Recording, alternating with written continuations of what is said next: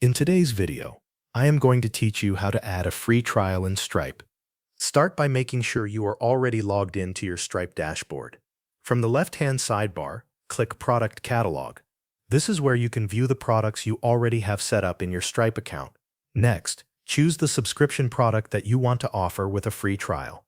Open that product and confirm that it includes a recurring price. This part is important because free trials are used with subscription products that renew on a recurring billing schedule. Once you have confirmed the product setup, go back to the Stripe dashboard and open Payment Links. In this section, click Create Payment Link to begin building a new checkout link for your subscription.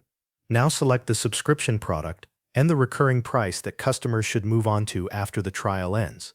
Make sure you choose the correct recurring price, since this is what Stripe will charge once the free trial period is over.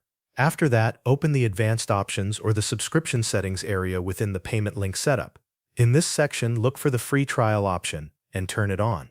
When it is enabled, Stripe will allow you to define how long the trial should last before billing begins. Enter the number of days you want the free trial to run. Choose the length that fits your offer. You can also review any other available trial or subscription settings here.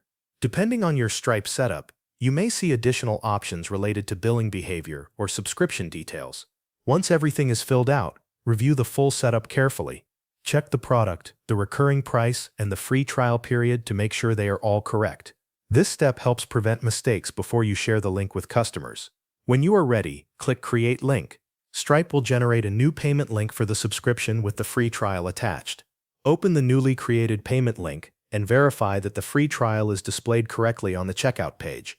You want to make sure customers can clearly see the trial terms before they subscribe. Finally, test the subscription checkout flow. Confirm that the customer begins with the free trial and then transitions to the recurring paid subscription afterward. This final check helps you make sure the setup works exactly as expected. Thanks for watching. That covers everything you need to know.